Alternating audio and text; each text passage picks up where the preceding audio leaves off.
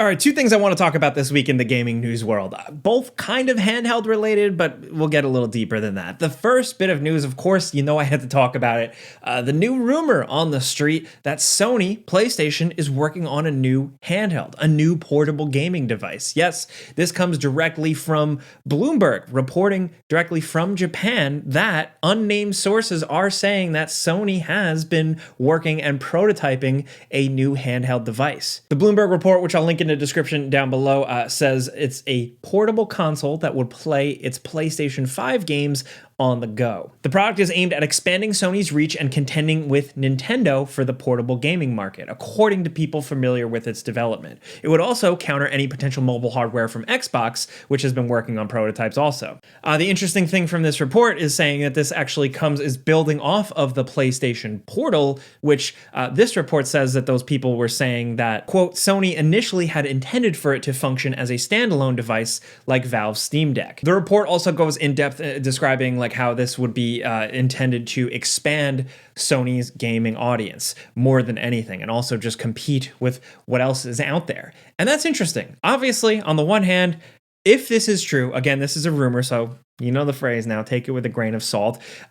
It's pretty exciting. People really get jazzed, for lack of a better word, for Sony handhelds. You've heard people beating the drum of the PlayStation Vita. The PlayStation Vita is awesome, man. I mean, hang on. Let me go in my little treasure trove here. The PlayStation Vita is a great device, just a well-built, nice thing. I have like the revised version, but just a great device. The PSP, also good, maybe not as good, but still, for the time, both the PSP and the Vita, they were like legendary, like revolutionary devices, right? They felt like big deals. Game changers, things they were capable of doing things that you hadn't seen in a handheld or portable fashion in the mainstream. The thing this time around, right, is if Sony jumps on this, they're jumping on something that has been done. The Steam Deck is out there. The ROG Ally. All these things are out there and people are using them. Where last time around with like the PSP and the PS Vita, it was like they were trying to push the boundaries. They were doing something different. They were expanding. They were, and then obviously, of course, those devices kind of failed, or at the very least, Sony stopped supporting them sooner than people wanted, right? But still, like when you had one in your hand and when you saw it for the first, I mean, like the PSP was like the first device I had that could access the internet. And then the Vita, of course, also like playing full-fledged 3D real-ass games. They felt like big new things. The only thing I think now when I see Sony trying to do this is just Sony just trying to keep up. So I'm just curious to see what that means, like what this can really be, because Sony just is kind of, at least from this report, doing this to keep up with the Joneses, but also to expand their gaming audience.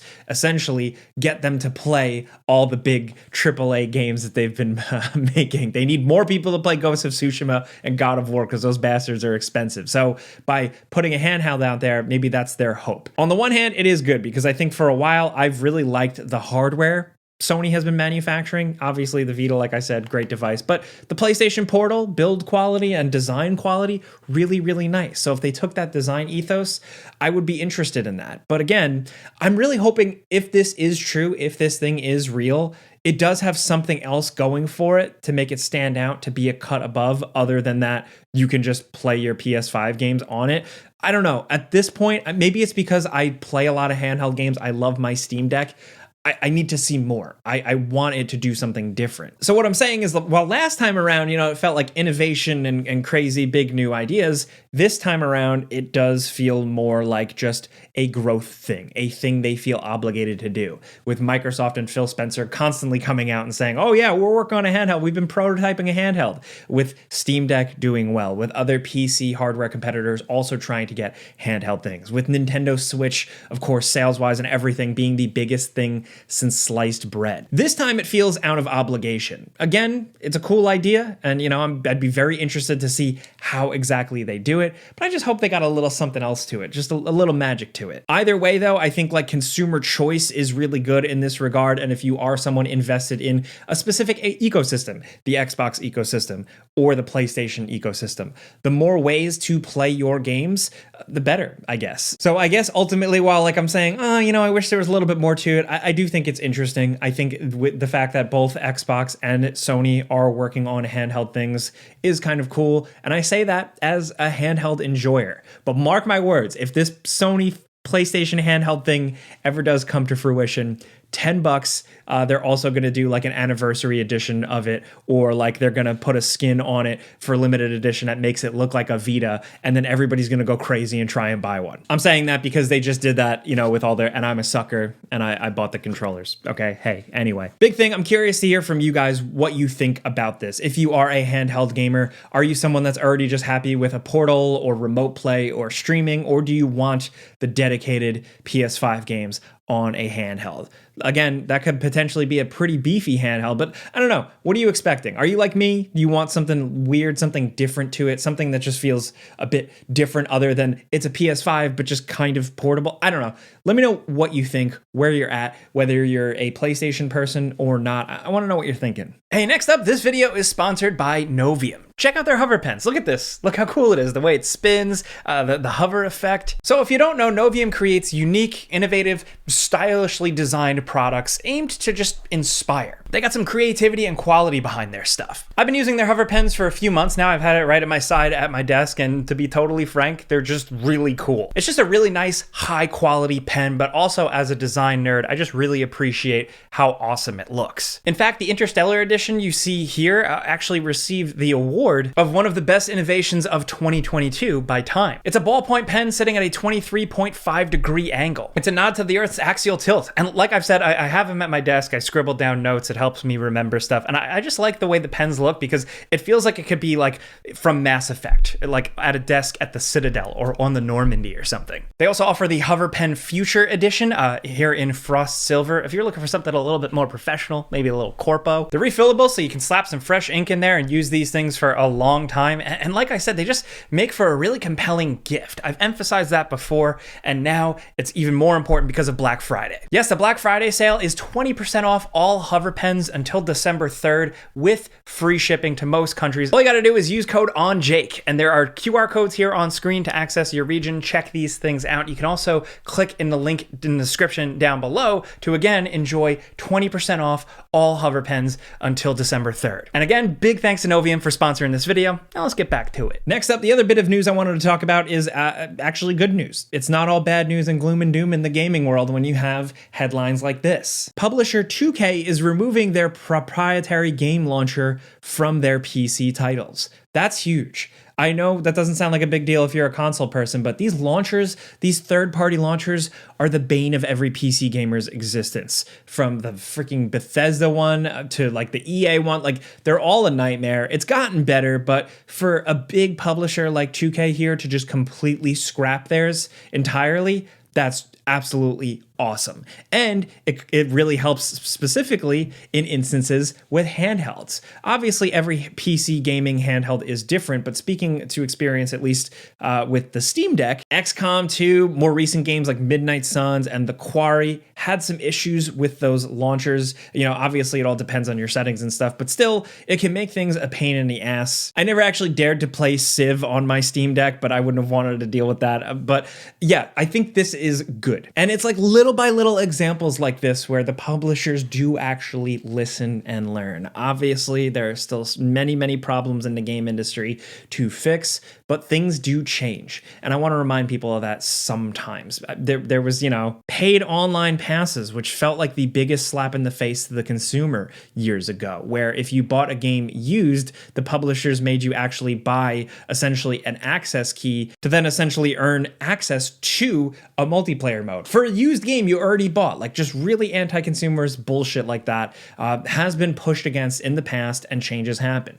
Obviously, the loot box stuff has changed significantly. It's still not perfect, but a lot of that has been clamped down on. Obviously, regulation has kind of stepped in. And I think the launcher thing here is something that, yes, very specific to PC gamers and very annoying for certain PC gamers, but something where the tide is kind of turning a little bit. And again, it kind of goes back to what I was saying before, and like whether it's handheld or not, like just freedom to access your stuff however you want, on whatever device you have. I think that's big. I think at this point, a lot of the publishers and platform holders other than Nintendo are realizing this and starting to work with that, starting to loosen up a little bit. I don't know if like it's because they're seeing pushback or things are hurting, or if it's just another move to continue to make the line continuously go up forever. But either way, I'm not complaining. The less stupid proprietary third-party publisher launchers on PC, the better. And, you know, before we keep going with that, it's funny, I have to mention too, some people were like, wait, 2K had a launcher? Yeah, exactly. Only a select few of us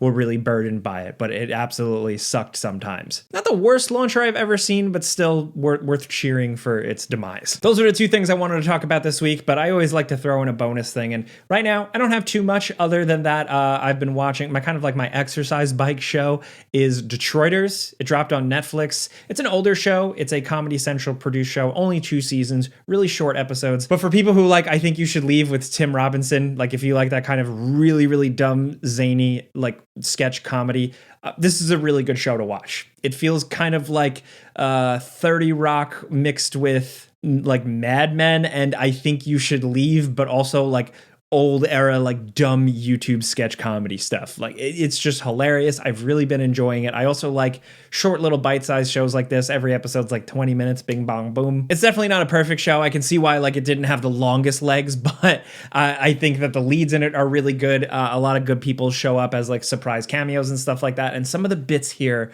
are pretty legendary. Kind of like I Think You Should Leave, where there's a couple of bits from that show specifically that stick with certain people. I think this show, Detroiters, kind of has a similar thing. But anyway, those are the things I wanted to talk about this week, so thank you for being here. I got other videos in the pipeline this week if you're looking for something to watch during your Thanksgiving festivities. I got you covered. I've been able to get more videos out right now. So yeah, I just want to know what you guys are thinking about everything we talked about, right? PlayStation portable thing. What do you want? Also, do you have fond memories of this beautiful boy or the PSP? I'd love to hear from you. God, even just holding it right now, like the form factor, like they were on some good drugs when they made this thing, man. Yeah, let me know what you think about launchers kind of going the way of the dodo. Is there one that you still have your eyes set on that you would like to see be terminated?